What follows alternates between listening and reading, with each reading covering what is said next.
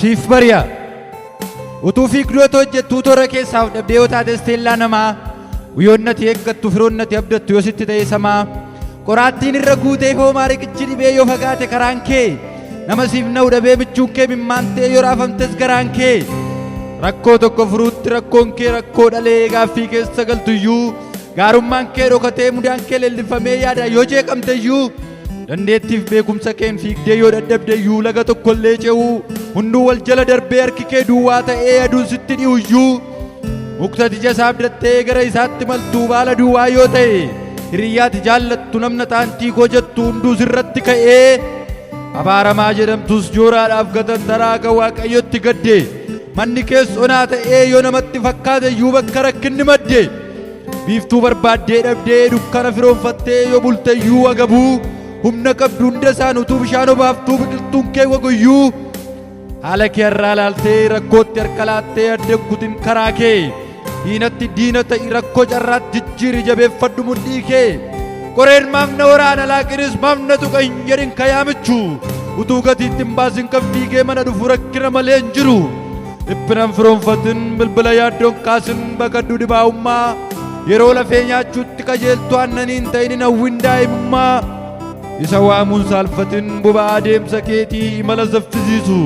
waaqayyoof dursa kenni isaa wajjin yoo fiigde kumnuu fiigee sin dursu yeroo hunduu faallaa ta'ee bishaan nasii ol yaa'ee yoo mataan miilla hooqu mogoleen nama bu'ee yoo jaarsi gad deebi'ee daa'imaaf dugda hooqu bara boo'ichi faallaa lubbuun namaa harcaatu akkasiin akka baalaa wanta gootuun waan laalin waaqayyoo mattoof kenninni waan hundaa caalaa tasumaa dubbachuun kee rakkinaatiis baasee gurraacha kee naddeessu baay'inni dubbii keetii hadhaawwaa kee mi'eessee aarsaa kee immoo durdeessu akka waan halkanni guyyaan moriin ni dhufu jabina kee mari'u akka waan gungummiin kee lafa bari'as butee dukkana kee ari'u akkuma namaa taate mee maaliif naan faraddu atis garaa jabaatte gaaffiin sitti dhiyeessuuf iyyan gara keetti iyyuuf dhuguma deebii dhabde yemmuun gungumaa deemuu karaa gubbaarra qofaa akka nama maraatee maaliif deebiinaan laattu maafani mimmaannu gaanuma bira gee harki kee gabaabbate maaliif akkas hin gootuu akkamitti akkas ta'e jettee hin gungumini suphee dhooftuu gaaffii hin gaafatuutiin dhiisin dogongorini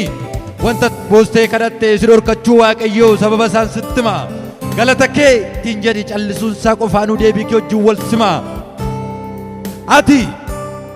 warqee harkatti baattee dhoqqee ormaa kajeeltee hin buusini mimmaan kee baay'ina harkaa laaltee garaan kee irraafamii waaqa deggeraa keetiin mo'amu gareen kee du'a kee inni du'e ba'aa kee inni baate yeessoon jira teessoo irra gatii kee gadi buustee koosiidhaan of madaaltee of hin godhin gajooraa maqaa waaqayyoo waamee madaa eenyu ballate maqaa eenyu salphate utuu isaa wajjin deemuu galgala eenyu bade eenyu faatu rakkate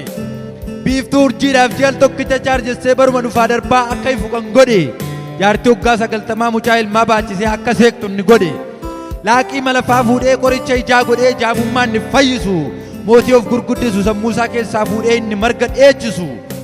yoo bir argasiin jedhee tasumaa gad deebitee akka lukkuun kaakkistu xiyyaara oofuu bartees takkuma gad deebitee gaarii fardaan argistu goota ergasiin jedhe mandara irraa deemtee hin duttu akka saree leencayyuu qabdee jeestee roorristuu dhagaan duutuuf hin bultu gadi jettee